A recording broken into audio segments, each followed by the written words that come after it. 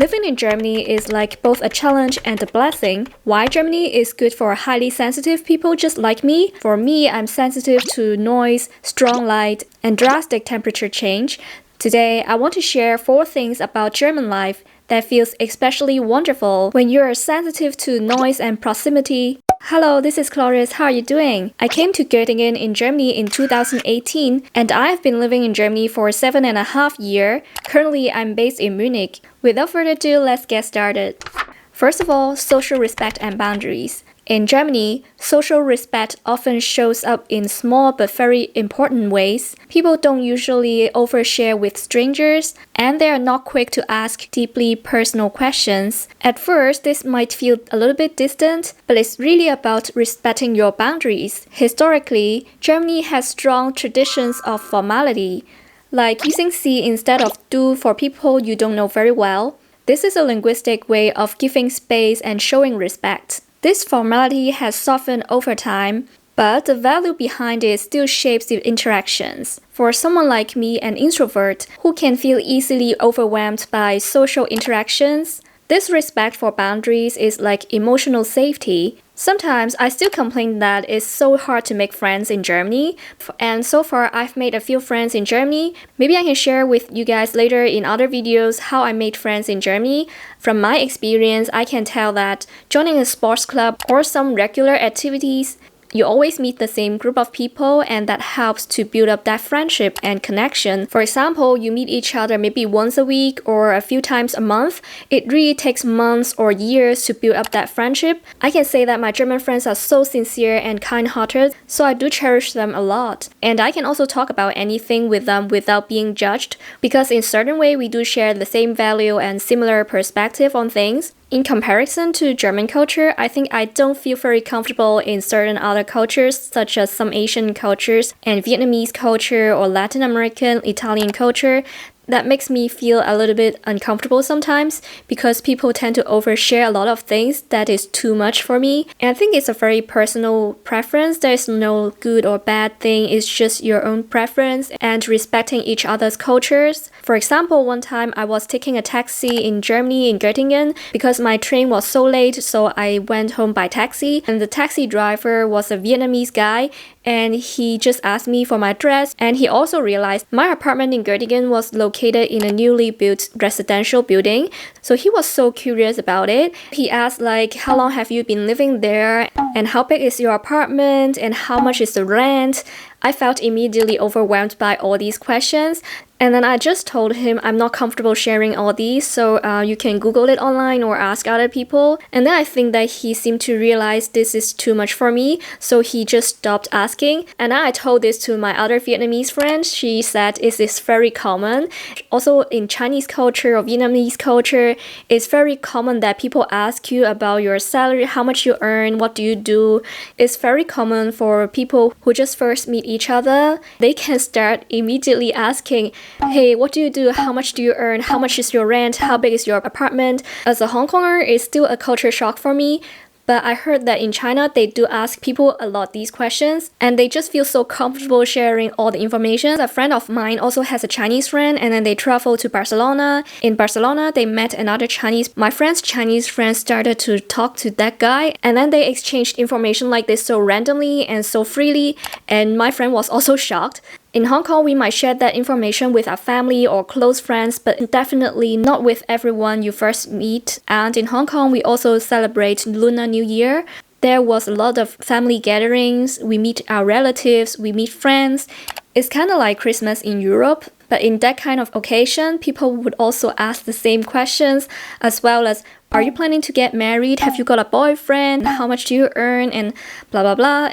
A few weeks ago, I talked to other Hong Kongers who also migrated to other countries like Germany or UK. We said the same thing, like we would avoid going home for Lunar New Year because we want to avoid those social pressure, to avoid that kind of situation and questions from other relatives. For me, I don't particularly like Lunar New Year, even though when I was a kid, I could get some red pockets, like pocket money. Honestly speaking, I still didn't like Lunar New Year. And in the past 6 years, I haven't been home for Lunar New Year anymore, but I did join the Lunar New Year celebration organized by Hong Kong people. but it's more about sharing our experience and life in Germany. We don't talk about how much people earn and that kind of topics. And besides social respect, I also want to mention about the proximity between people. In Germany, I feel more comfortable because it's not that packed. In public transportation or public space, people still respect your boundaries and respect your personal space a lot. For example, in the restaurant, people would not ask you to share a table. And then in Germany, when there's a seat next to you, people who wants to take the seat would sometimes ask you if that seat is free. I think this is also a way to show how much they respect your personal space. In the country, when I was traveling in Peru or Bolivia in South America, for Latin Americans, they are more passionate, they are more outgoing. They don't mind sharing their personal space with you. They really don't mind being close with each other, like physically. It was pretty much a culture shock for me when I was waiting for my bus at the bus station, and there was a long bench which was pretty crowded already, and people were sitting there just like me. There was a tiny space between me and the other person, and the other lady would just come by and squeeze into that seat without asking, without caring how close we are to each other.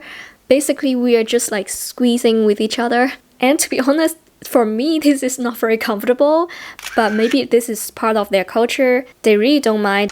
Speaking of proximity and boundaries, it comes to my second point, housing and personal space. Housing in Germany is another area that you can notice the cultural values. Many Germans live in apartments instead of houses, but there is still a strong sense of privacy and order. Buildings are solid and good with insulations. Windows are great with soundproof, but walls are thin, which is pretty weird. Maybe they don't expect people to be loud. Well, I guess it depends on which country you are comparing Germany to, or what kind of houses you are living in Germany. Unfortunately, for me, I have bad experience with housing, no matter it's a new building or old building. I think the walls are pretty thin, the soundproof is so bad. For more details, you can check out this video I made before. So I talked about my struggles about living in Germany, and as German law protects tenants a lot, as a result, it's also hard for people to get an apartment. Landlords are super careful when it comes to picking a new tenant. Anyway, that's not the focus for today's video. Even though I've been living in different apartments, and there are other apartments next to my own apartments or above or below, most of the people respect the unwritten rules, like when my neighbors hold a party on Saturday or Sylvester, like New Year's Eve. It was pretty loud in the evening, but when midnight comes, they would turn off all the music and make it quiet again. Meanwhile, German people are good at upholding their own right, so if someone makes noise after midnight, they would call the police. In order to avoid troubles, people are quite well behaved. Culturally, this connects to the German idea of Ordnung. Order, structure, and balance in life. Even if you share a building with 10 families, like Mehrfamilienhäuser, people still rarely intrude on each other. Personal space is taken seriously, and privacy is almost sacred. For someone who is highly sensitive, this can feel truly comforting. You have your space, silence, and the unspoken understanding that others want the same. This is also why when we are taking trains or buses, German people are often very quiet and they don't want to be rude. It's a good way to keep peace in shared spaces. And in Hong Kong, housing is super expensive. That's why I'm super excited to have my own apartment now, so I can have my own space. As my home in Hong Kong is really small, I used to share my bedroom with my brother and sister, so 3 of us were squeezed in one small bedroom. But now my sister and I moved out, so my brother can enjoy the space. But this kind of living arrangement and situation is very common in Hong Kong when you're not super rich, and there are a lot of worse situations than that. So every time when I went back home in Hong Kong, I'm not used to that anymore. It felt very uncomfortable and the room was too small, and I could hear my mom talking on phone all the time or watching TV. And if I go out and it's super crowded as well with a high population and traffic, it made me almost suffocated. But of course, for some people who value efficiency and convenience, Hong Kong is a perfect place because you can get everything almost 24/7 and there is 7-Eleven around. So every time when I went home, the first week I would be dealing with jet lag, and then the second week I would be missing Germany and my apartment in Germany, and for the third week I would have reached my maximum capacity of tolerance. So every time when I came back to Germany from Hong Kong, I feel so blessed. By the way, last month I went to Toronto to visit my sister, and she lives in a condo. It's a very small studio in the center of downtown Toronto, so we had to share the bed again, and she had to work, so our sleeping schedule are not very compatible, but we made it anyway, even though I was there for 3 weeks. However, she told me one very surprising fact, that their security guard of the building could enter their rooms without permission. This is a very shocking news for someone who has lived in Germany for years. For me, this is so mind-blowing. Here in Germany, not even the landlords can enter your apartment without your permission, since you're the one renting the whole space. Or even Hausmeister or property management team need to get your permission in order to enter your room for some inspection or maintenance. And for security reasons, we also can't duplicate the keys without our landlord's permission. That's why we have to protect our keys very carefully in Germany. If you lost it, it could cost a fortune. But of course, a lot of German people would have Versicherung, which is the insurance. So one day when I was staying at my sister's place, the security guard and the handyman came to change the filter of the air conditioner, so I just let them in. But even if I wasn't there, they could still enter the room without any problem. Yeah, this whole experience is so eye-opening for me. The 3-week stay in Toronto made me appreciate my life in Germany so much more. That leads to my third point, which is quiet Sunday and quiet hours. I think this might be a bit controversial, but for a highly sensitive person like me, I really appreciate it, and I know a lot of people wouldn't agree due to economic reasons or other reasons. Like my Taiwanese friend absolutely hate it because it's very inconvenient for her. In Germany, Sundays are almost protected by law. Shops stay closed. It's seen as a day of rest for everyone. This tradition actually goes back centuries, rooted in Christian customs, and later reinforced by German labor laws.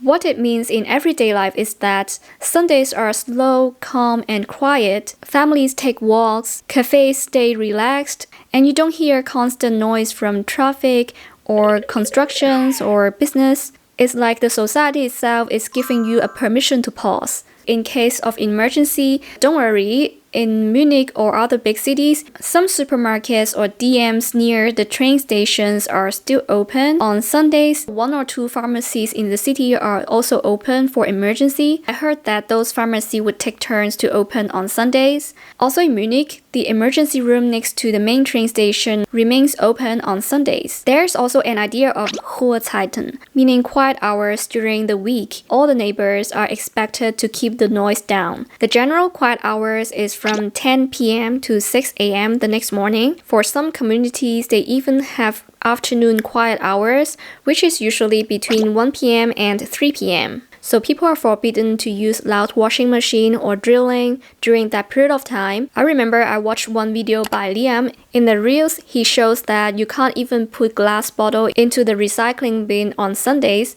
because that could produce noise and disturb other people. I think that's a little bit extreme. When I was visiting my sister in Toronto, there's no such thing as quiet Sunday, so I could still hear noises sometimes. And I have to admit that I was missing the German Sundays. There would be no drilling, no loud vehicles around, no loud chatting. In the past, sometimes I still felt inconvenient because even supermarkets are closed on Sundays. But then now when I'm abroad, I would miss the German Sundays because it's just absolutely quiet. This is a rare serenity not many countries can provide. Besides quiet Sundays and hours, Germany also offers a lot of nature, which comes to my fourth point. One of the things that I love most about Germany is how close you always are to nature. The country is full of rivers, lakes, and forests, and they are woven into everyday life. Even in large cities like Berlin and Munich, you can still step into a park or woodland within an hour, or sometimes just a few minutes. This closeness to nature isn't just luck, it's cultural. Comparing to my hometown Hong Kong, Germany prioritizes environmental protection. The idea of wild forests has deep roots in German identity, even in fairy tales and philosophies. If you want to know more about German fairy tales, you are welcome to check out this link, in which I explained why some German fairy tales are actually horrors and why German people would tell these to children. In these fairy tales, forest plays an important role. Walking in the forest or Waldspaziergang is a tradition that goes back many generations. Philosophers like Kant, Nietzsche, Goethe were known for their long daily walks. often linking walking with reflections, clarity of thoughts, and well-being. Even today, Sunday strolls are a ritual for many families, couples, and older generations. There are a lot of reels made by different creators making fun of the German long walk. What time do you think a normal walk would take? Maybe 20 minutes? Half an hour? But for German walk, it could take like 3 hours or even more. Sometimes German people would even grab a beer when they're having a walk. I know for some countries, people are not allowed to drink alcohol on the street or in any public area, but in Germany, we are allowed to do so.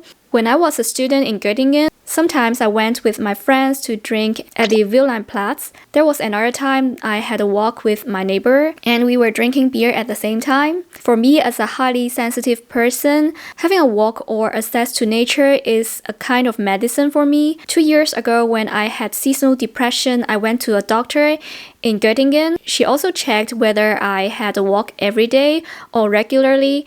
And you can see how German people prioritize walking. Even a doctor would give you this advice to walk every day and walk regularly. It has become a very important habit for me. If you want to know how I dealt with seasonal depression in Germany, you can check out this video. Even till today, when life feels too overwhelming, I will still have a walk near my neighborhood, near the lake or a park, that gives me some fresh air and clear my thoughts. Another great experience was volunteering at the animal shelter. They are usually located next to the forest, which is outside of city, so I got a chance to walk a dog with me in the forest, which was amazing. I think that's the best volunteer work. Why I like Munich the most among all the German cities, and I chose it as my hometown, is because it's a beautiful city with a lot of greens, and it's so close to nature, it's so close to the Alps.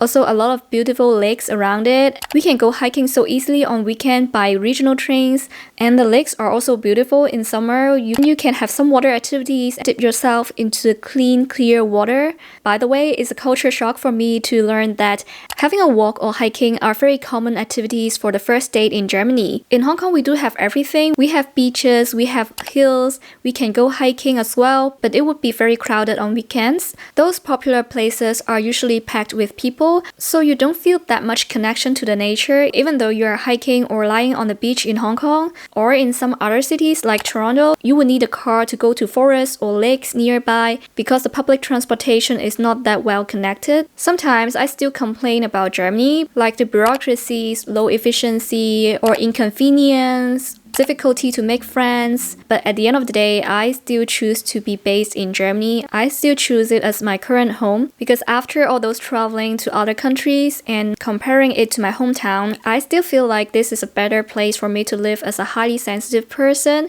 It just gets more comfortable. Every time after travel, when I came home, I feel so comfy, I feel so safe, so I'll call it home. I think I started to establish a sense of belonging to this place. Even though my family members are in Hong Kong and Toronto, I'm happy to see them, but I know those places are not for me to live for long term. Of course, Germany is not perfect, but for me, it's a place where I feel more at peace with who I am. Do you think you would thrive in this kind of calm and structured culture? Or you would miss the noise, the spontaneity, and the energy of a busy lifestyle? Let me know in the comments, and I would really love to read them. If you like my content, don't forget to like the video and subscribe to the channel so you won't miss my next videos. Thanks for watching, take care, and I'll see you in the next one. Bye!